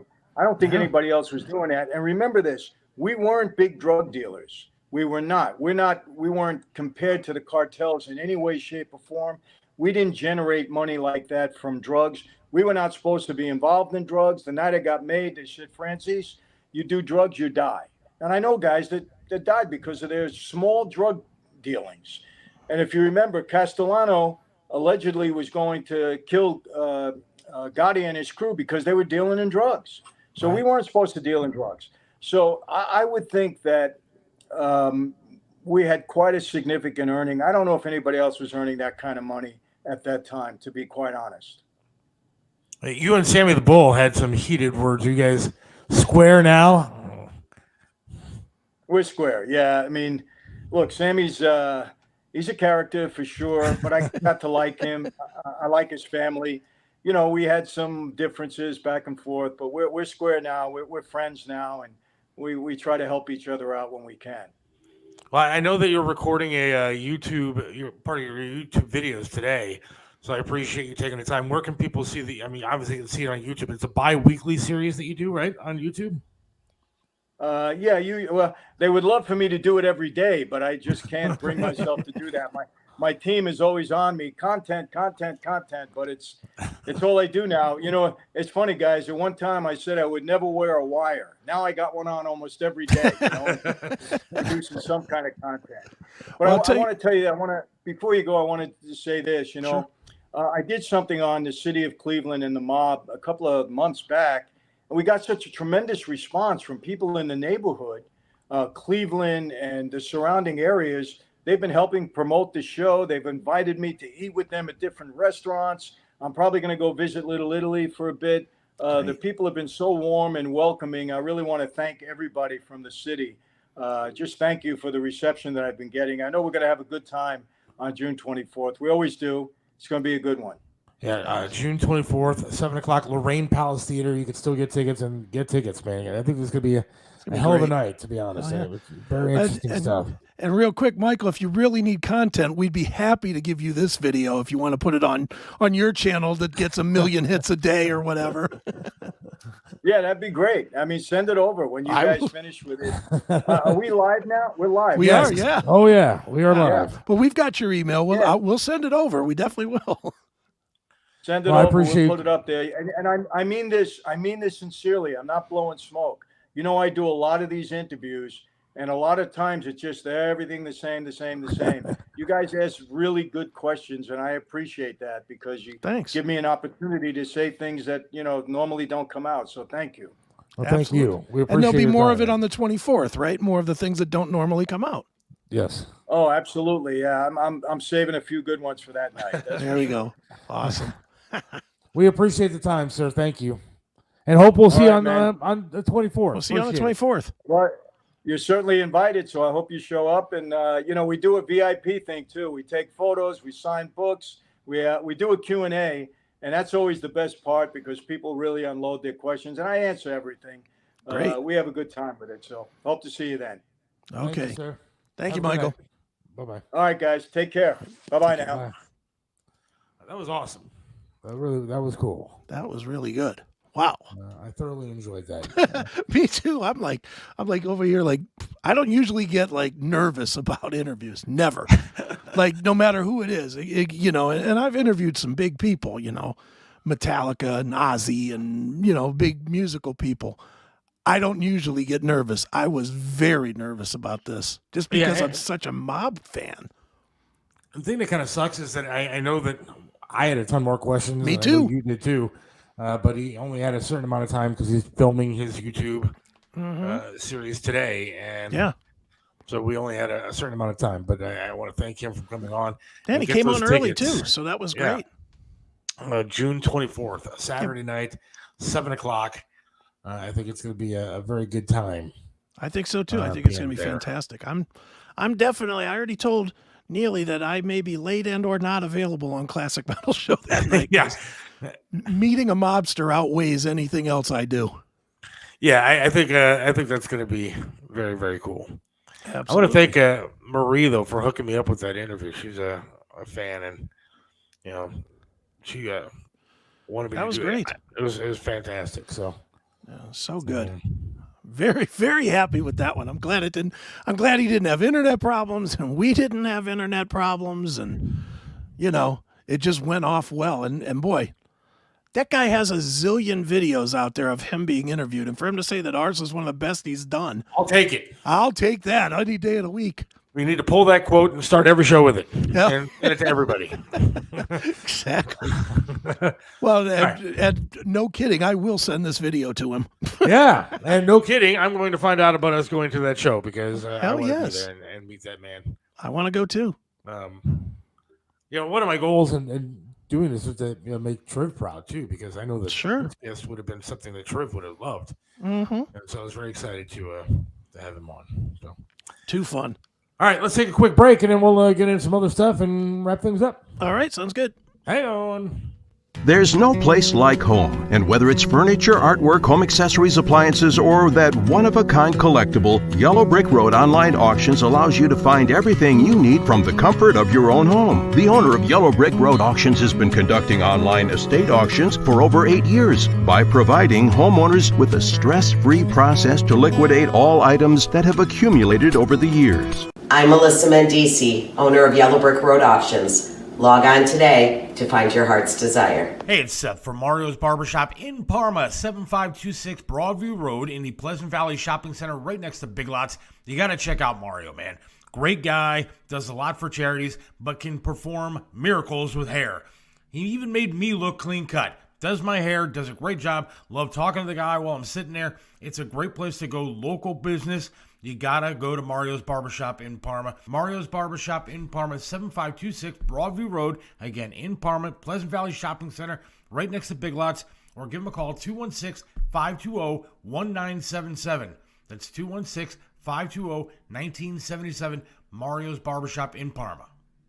Trust Joe's Lakewood Computer at 14035 Madison in Lakewood. They have over 30 years of professional service handling laptop and desktop repair services, virus removal, and data migration, and much more. You can trust them with hardware updates to your computer's memory and hard drive. Call 216-651-3880.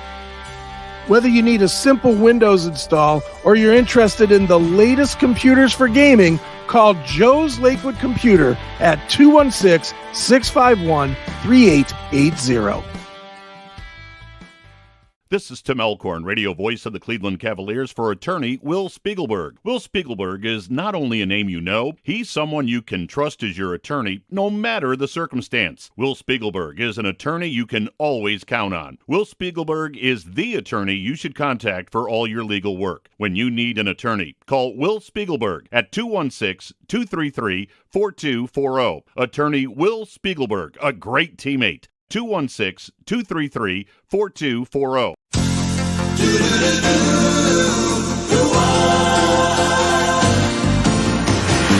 It doesn't matter what comes, fresh goes better in life. With Mentos fresh and full of life, nothing gets to you. Staying fresh, staying cool. With Mentos fresh and full of life, fresh goes better with Mentos fresh. Fresh goes better with Mentos fresh and full of life. Mentos, the fresh maker. I have to get that in there at least once a show. Of course. Because it's thoroughly enjoying to me.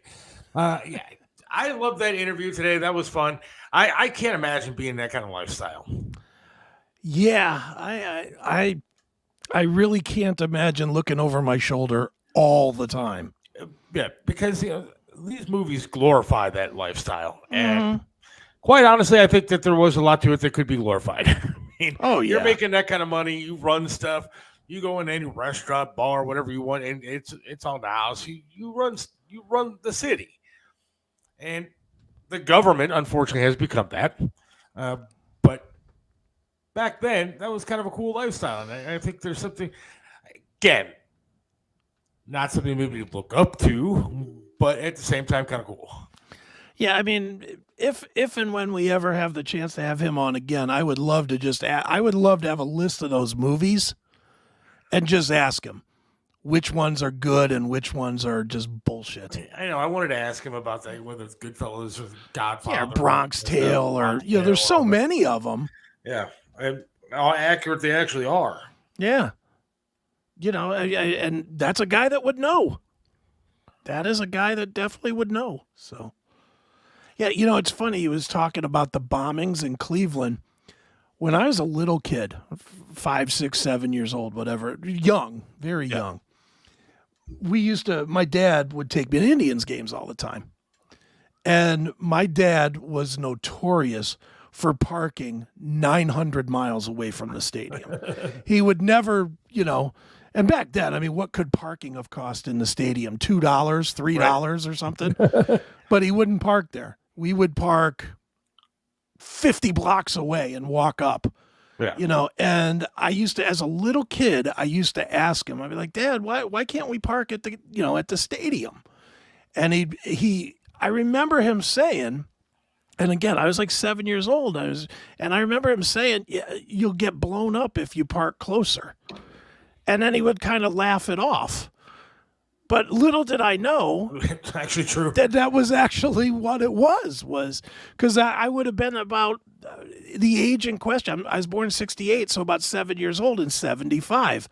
And that's right in that whole Danny Green, 75, 76, 77 era, right? That's right in that time. Yeah. And I'm just like, holy shit, I thought it was a joke, but it wasn't. You know, it was, my dad was actually being, you know, legitimate. I think we had this guy on, Jim. I think we had the cop on at some point when I was there. It would be good to get on the show as well. Danny Green, wasn't Danny Green blown up over on the east side? Like, I think it was blown up at my dentist's office. Oh, really? Yeah. My mom knew him. My mom knew Danny Green. Oh, really? She worked as a banker for National City. Yeah. And I guess Danny Green did his banking at the office in, what city would that be? Bedford. That's where Danny Green did his banking. So he would come in, and my mom was like assistant manager of the branch or whatever. Yeah. So he would come in and he would sit with her and do his banking. And that's awesome. So my mom, when that movie came out, The Irishman. Yeah. And you know, I'm fascinated with the mob. So I was telling my mom, I was like, oh, you got to watch this movie. It's about a Cleveland mobster, Danny Green. She's like, oh, I knew Danny. And I was like, what? I was like, what do you mean you knew Danny? You know, but it's just crazy. It just shows how small this town really is. Yeah, Brainerd Place in Lyndhurst. My dentist's office was there for a while. And yeah, it's just I mean, isn't it crazy how small this town really is, though? I noticed that you both respected Mike so much. No profanity until now. Look, I don't want to get shot. He could say he's a reformed, Christian, but who swore? Did I swear? No, I don't know.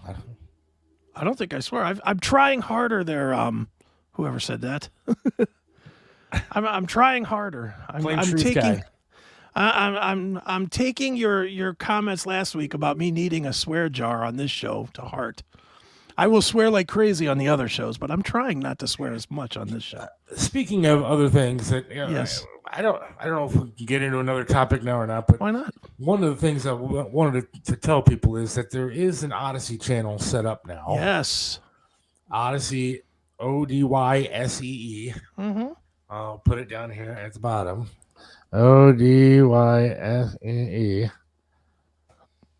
And then there's a Seth Williams Show channel on there, correct? There is. And you can subscribe to said channel. Mm-hmm. And you can see extra content that you and I put up together or separately, depending on what's going on. But, there's extra stuff there to look at. Yeah, there's the channel right now. Hey, look, there it is. There's the channel right now. And you can see you've got some bonus content here. It's up. Bonus content, and bonus content will be going up often. Yeah, pretty often. You put up one, I put up one, and there's another one that's uploaded, but I haven't made it live yet. But that will be up there. Plus, you can watch the show. If you sign up, you can watch the show here. And going forward, not tonight, obviously, but at some point, we're going to do, segments that are too hot for YouTube. We'll just turn all the YouTube stuff off, and we'll just go and do it over on Odyssey. And go to Odyssey, so you can check it out there. But it's also a way to support this show and our endeavors. Mm-hmm. And so, it costs a couple of bucks. Less than a cup of Starbucks. Less than a cup of coffee at Starbucks. Absolutely. That's right. But like a video that's going to be up there mm-hmm. is my first attempt at driving a vehicle. That's right. And it's been over a year. Mm-hmm. So I stuffed myself into my car, prosthetic leg and all, and it was fairly uncomfortable. But my attempt at driving, you'll be able to see on that Odyssey channel. Yeah. So, oh, yeah. The Odyssey channel is going to be fun because it's where we can really stretch out and do the stuff that won't get us kicked off of stupid YouTube. Yeah, I said some stuff on mine Another video that I posted up there Mm-hmm. that I probably would not say here. Yeah, the YouTube Gestapo would have shut you right down. Yeah, they would not have let that fly. My theories. Probably not. But so that's out there. Just like Yeah. everybody know, the Odyssey channel is out there. It's set up, ready to go. It costs you a few bucks, but you'll get a lot of extra content and a lot of fun stuff. Yeah. To check out. We will definitely make sure you get five whole dollars worth out of that. $5. That's it. So there you go. Odyssey. Check it out. There you go. Tucker Carlson got a cease and desist. I know that you were kind of passionate about this earlier. I love this. I love that he's rattling the chain. Fox First of News kicked him off. Kicked him off. Yeah. And then he got a show now that he does on Twitter. Right. Last I checked, Twitter's a site that you can go on and post kind of what you want to post. And yeah. Fox And got it's plenty of not seasons. it's not a competitive. It's not competitive to Fox News as a channel. No. There is no Twitter channel on your cable box. No, there's not. It's not. It's just another medium to spew ideas.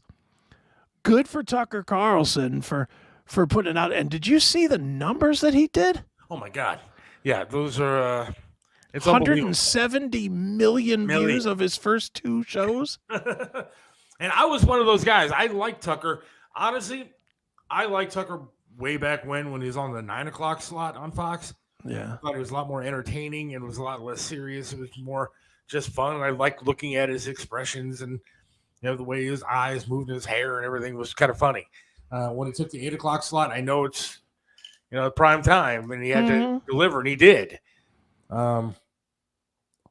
But I was sad when he left. But now, and I was one of those first people that signed up for his website to get all the information, what he's going to be doing. Sure. When he got kicked off of Fox, and sure as shit, he's on Twitter, and I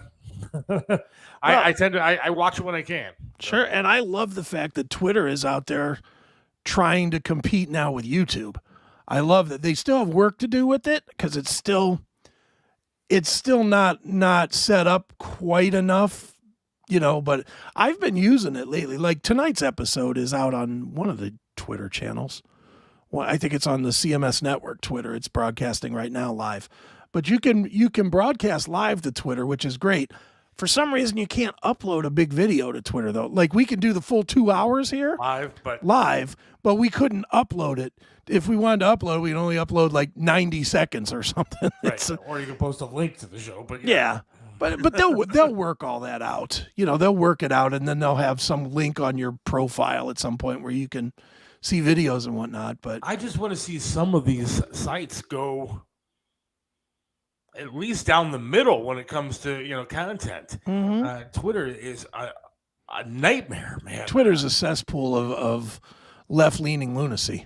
I sit there and I get some notifications. I don't even follow some of these people, but I still get notifications when these Occupy Democrats Twitter thing is pushing shit out. There's one broad, she's way hot, but I could never be with a woman like that because she's crazy. Like I'd have to duct tape her head. So I wouldn't have to listen to anything that she said because she's absolutely bizarre on Twitter. But I'd like to see Twitter or some of these sites go a little bit more towards the middle. Yeah. Yeah, it would be nice now, wouldn't it? I mean, the ones that are, and really there is none that's in the middle. There's the big tech, which is all left leaning, and then there's the fringe sites, the Minds and the Gab and the nobody knows where they're at. Yeah, nobody knows of them. Even Odyssey, nobody really. Odyssey's about as middle of it as it gets, but still nobody knows it. And then the funky spelling makes it even harder to find it. Yeah. You posted a link. So yeah, I did post the link to the show, but my goal is to get one subscriber tonight. $4.99. It's called the Silver Package. Yeah, the Seth Silver. Go get one. Seth Silver, and then you can at some point tomorrow probably see me drive a car. And you can see me talking about some Brown stuff. Yeah, good stuff on the Odyssey. Check it out. It is. But no, back to Tucker. I was just going to say, Gunner's right. He has the non-compete. But does he have... It's going to be an interesting case. I saw that the way they're framing it is that can they stop him from saying anything? Well, that's just it. Because, I mean, I know his non-compete goes until December of 24. Next year, I think, yeah. Which is a long time for him not to be able to do anything. But did he skirt that contract by going to somewhere like Twitter where it's more of a free reign kind of thing? It's not like he signed with ABC. Yeah. It's not like he signed with NBC or CNN or anything like that. You know, it's a Twitter. Yeah, it's not a TV. It's not a TV channel. It's just a a social media platform. You can go do whatever you want to do, supposedly. Yeah. It's the same as he could post about his family being on vacation. Now, that wouldn't be content for Fox. You know, it's content that's not for Fox. So it's going to be interesting to see how this legal thing goes. And it's going to be really interesting to see how it is defended. Because I think it's going to... I mean, I don't know about you, but I think mass media, mass TV media is dead. Just like I think mass radio media is dead. You know, I think it's still there for old people that just are stuck using it.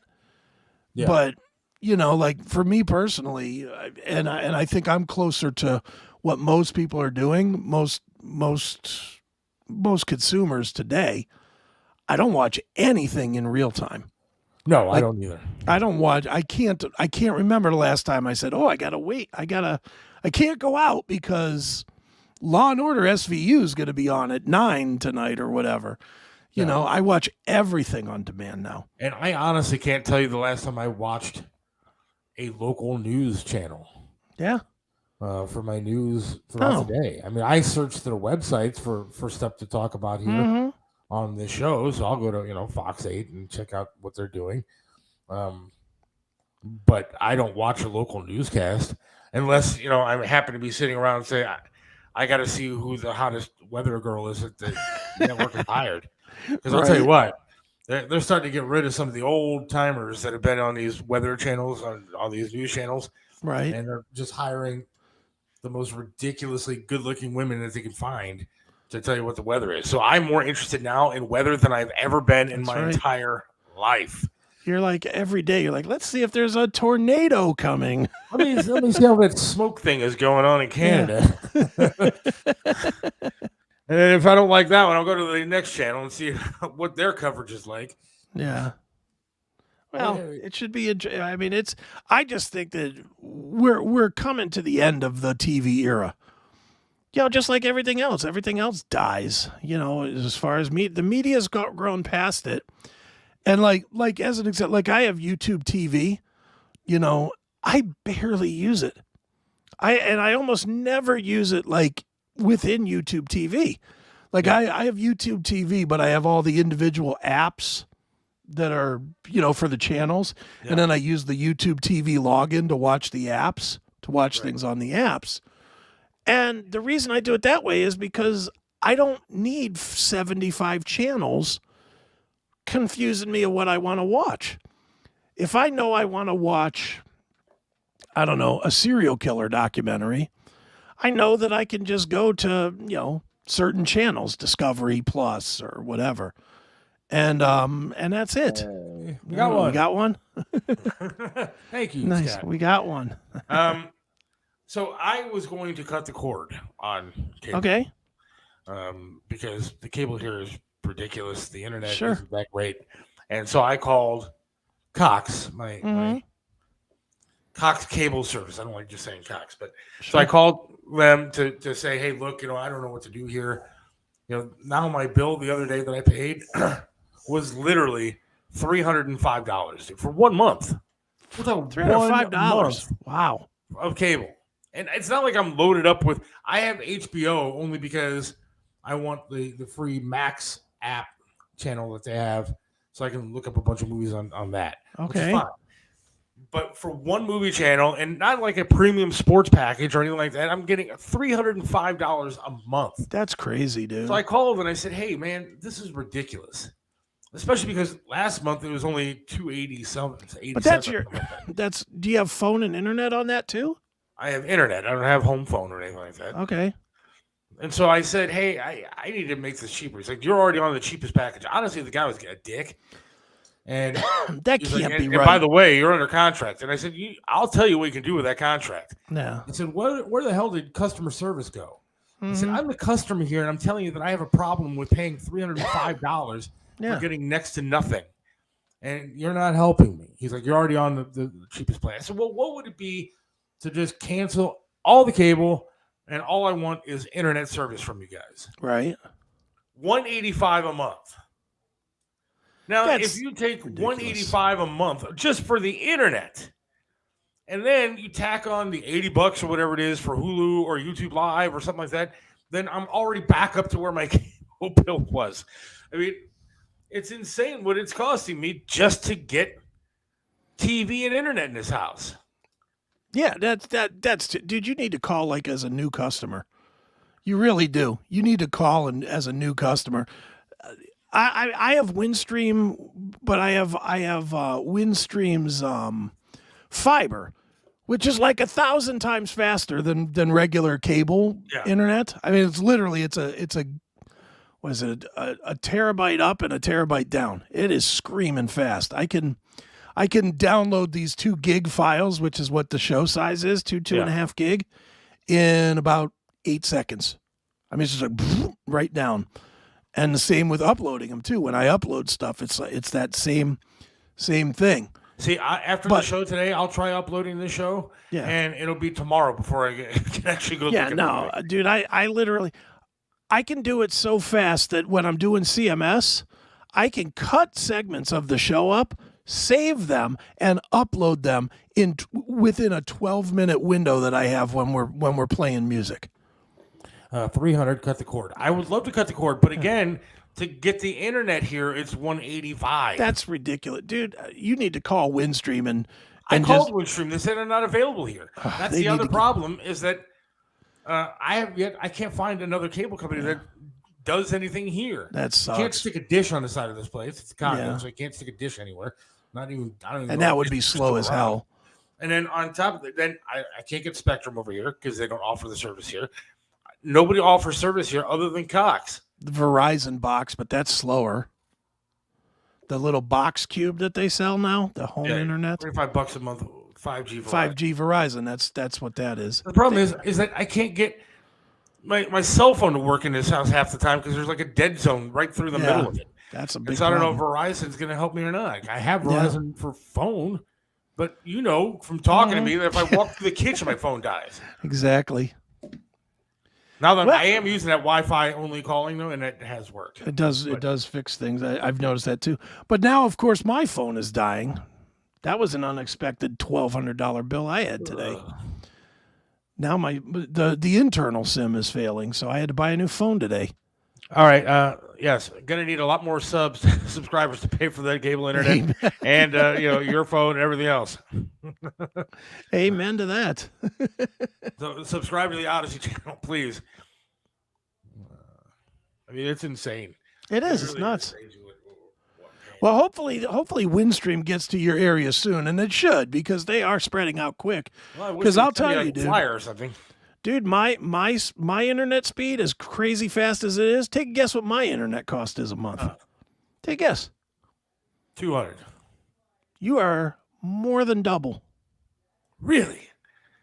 My internet cost with tax $80.45. Wow, I'm getting screwed here. And like I said, terabyte up, terabyte down. Smoke, in fact, where you're probably doing what, 50-10? 50 down, 10 up. What do I know? I know that I hit upload and it takes forever. Yeah, you're doing a 50-10 or maybe 120. Well, I'll tell you what. I'm about to get on a telephone pole somewhere outside and start to wire some high-speed internet in this house because what I got ain't working. Yeah, I hear you, man. It's crazy. I'm grounded now. I got like a metal leg, so I can't get electrocuted or anything. I don't think. Well, no, you got a metal leg. You definitely could get electrocuted. You're more likely to get electrocuted. I think my dad signed up. We got Look two. at that.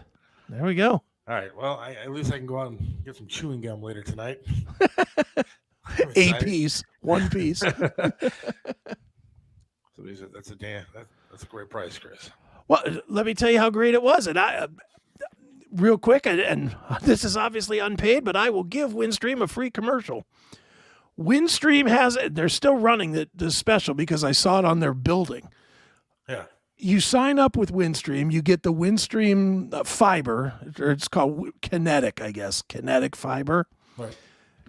It's $80 a month for a terabyte up, terabyte down, and you get 3 months of free internet to test it, to try it. Yeah. 3 months for no cost.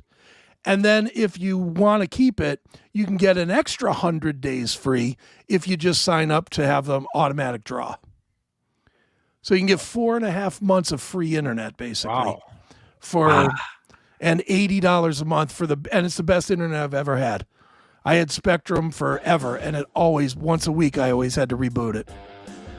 Well, you gotta let me know if you see Windstream expanding to areas all over the place. I'm sure on their website they've probably got the thing that you can sign up and get an email when it's in your town.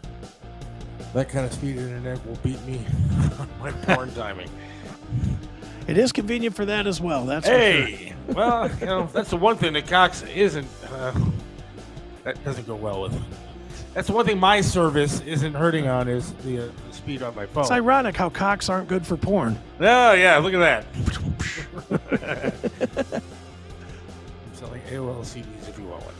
All right, I want to thank Julia Poorman coming on tonight.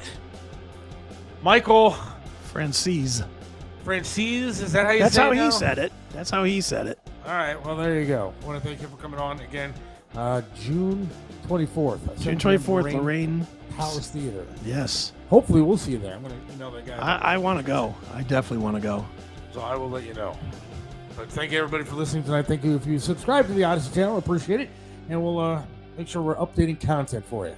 All right. So thank you guys again. We'll talk to you again on Wednesday. See y'all.